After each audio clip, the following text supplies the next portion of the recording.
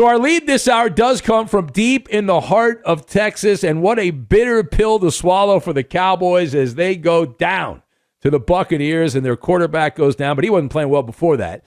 So we continue our breathless, in-depth team coverage around the clock of a human being's thumb, Dak Prescott and his mangled thumb. So the owner, GM / Renaissance man, Jerry Jones, has given us a status update. This happened during his weekly appearance on radio there on the team's flagship radio station. I forget the name of it. But if you did not hear, maybe not, Jerry Jones was talking all things Dak Prescott and revealed that Dak Prescott is not going on injured reserve after all, despite having surgery on his thumb. And there is a possibility that Dak Prescott will come back sooner than we could have possibly thought, at least if you believe Jerry Jones. Let's go to the audio tape. If we thought he wasn't going to be ready to go for 4 games, until after 4 games, we would put him on IR. We're not doing that. We think he can come in and play, so we don't want to not have him out there practicing. We want him getting prepared, and we'll see how he handles this thing, how it heals, mainly how he can, his strength, how he can grip the ball, what his status is. But that's not being an optimist. The proof is that we got a good surgery, got good technique, and feel better about it than we did Sunday night. All right, so there's Jerry ranting and raving. He also went on and said they listened to their medical people. Jerry's saying it is also in that interview, it's unlikely that the Cowboys will add a veteran quarterback. Instead, they're going to actually go into the next few games with Cooper Rush and Will Grier. Okay. All right, that's the quarterback duo. So let us discuss the question here. Is Jerry Jones just being a hopeless optimist? Is that what Jerry's doing here? So I'm shaking my head yes on this. I am shaking my head yes. I've got Rod Serling, Pixie Dust, and Blues Brothers. And we're going to connect all of these things together like Legos. And we'll see what we get. Now, number one.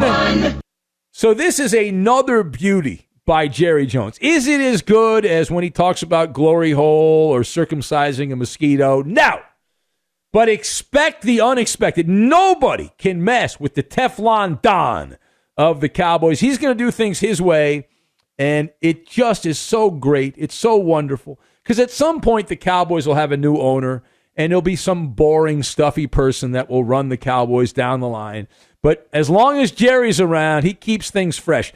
If he were alive today, Rod Serling would be the boys' play-by-play announcer. He'd be the chain-smoking guy with the Marlboros doing the voiceover, talking about the Cowboys. You're traveling through another dimension, a dimension not only of sight and sound, but of mind, a journey into a wondrous land whose boundaries are that of imagination. That's the signpost up ahead. Your next stop, the Jerry Zone. Do-do-do-do-do-do-do-do. They don't call it Jerry's World for nothing. Jerry Jones is from the old country. The way I heard these comments by Jerry in my head is that Jerry is romanticizing about the good old days of the NFL.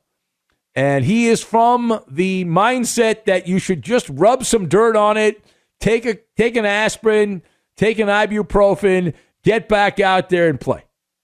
And we love the nostalgic days of the NFL when men were men, when people had hair on their chest.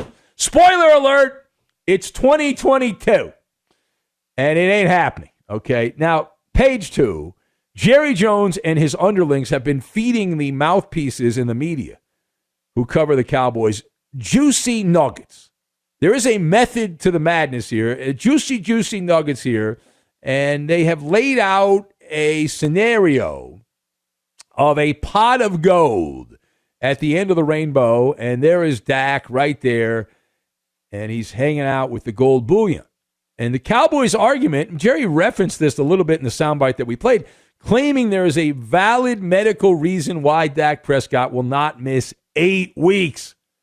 And they claim that it was just a misdiagnosis, that initially they feared in Dallas that Prescott suffered an something called an intra-articular fracture.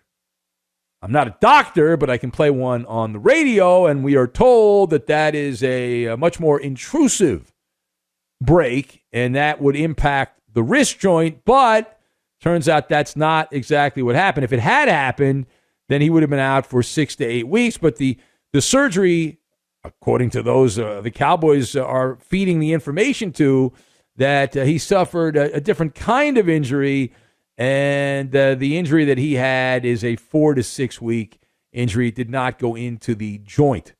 So no joints were harmed in this particular injury. Now, not being placed on injury reserve also allows Dak Prescott to practice when he gets close to being able to return.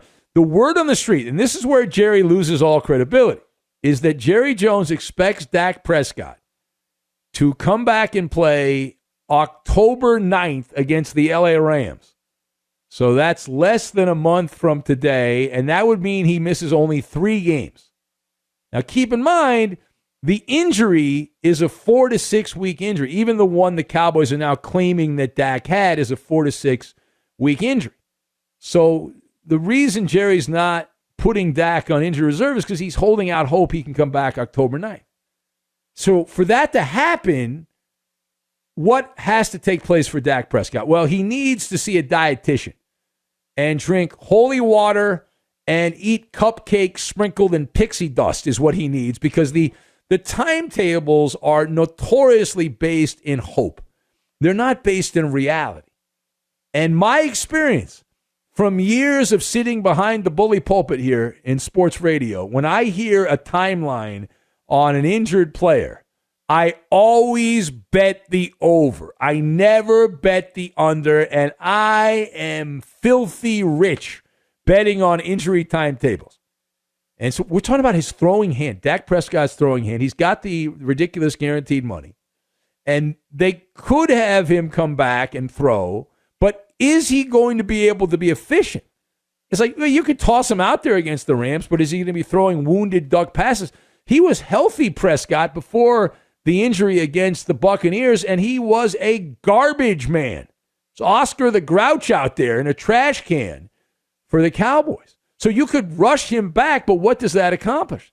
Creates a false hope situation, and then when Prescott comes back and goes out there and vomits all over the field, then everyone's deflated again. All right, final point as we continue our in-depth, around-the-clock coverage. How come the Cowboys have not, and apparently will not, pull the trigger on a quarterback?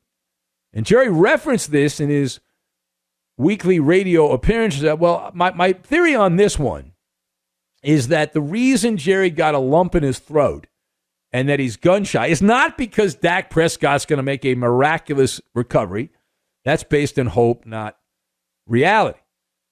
But the reason, there's a couple things here. The guys that Dallas could reasonably get, we named them, Nick Foles and Teddy Bridgewater from the Colts and Dolphins, respectively. Neither one of them is guaranteed to be good. But there's something else more nefarious going on. I believe here, all right, hot take alert. I believe that Jerry Jones does not want to step on the toes of Dak Prescott and his fragile ego. Imagine, if you will, that Dallas traded for somebody like Nick Foles. And we've seen it before with Nick Foles. He's an average NFL quarterback on his best day. But every once in a while, some crazy thing happens and he gets possessed by a good quarterback. And we saw it in Philadelphia years ago. And so what's to say that Nick doesn't start click-a-licking and all of a sudden catches that proverbial lightning in a bottle? There's no such thing as momentum, but there is a thing called confidence, and he starts performing at a high level week after week. And at that point, if the Cowboys are winning game after game, you don't want the understudy to show up Nick Foles. And even though that is what's known as a Blues Brother rubber biscuit situation, right? A wish sandwich, right? You wish you had that type of problem. Jerry is willing to take his medicine because the Cowboys, if Dak Prescott misses 5 games, all right, let's say that it's less than originally suspected, but he misses 5 games. Cowboys, if everything goes right, they win 2 of those games, maybe only 1 of those games is realistic. They do play the Giants, who I'm not convinced are back, and also the team formerly known as the Redskins. So rather than step on the toes of his quarterback, Dak Prescott, he's going to take his medicine here, don't want to insult anybody, and ride the rudimentary game plan. If you like the dump-off passes, the underneath passes, you're going to love the Cooper Rush Cowboy game plan against Cincinnati. That being said, we have seen the backup quarterback bump. Like that first week, the backup quarterback does a little bumpity bump and performs better than expected. And then it's always like the second game that's the problem. The difference, though, is that the Bengals know to prepare for Cooper Rush. So that's a blessing and a curse because Cooper Rush isn't very good. But will the Bengals defense actually be able to stop it? It's another good opportunity for Cincinnati. The Steelers, even though the Steelers won the game last week, it's not like Pittsburgh did anything on offense, and the Cowboys look like they're not going to be able to do anything on offense this week. So they're going to hide the quarterback. And Mike McCarthy, he's going to have to put down that grilled cheese sandwich and earn his money and try to coach up some players here. Good luck. Hadn't been doing much of that in Dallas, coaching up players. Haven't seen a lot of that with the Cowboys.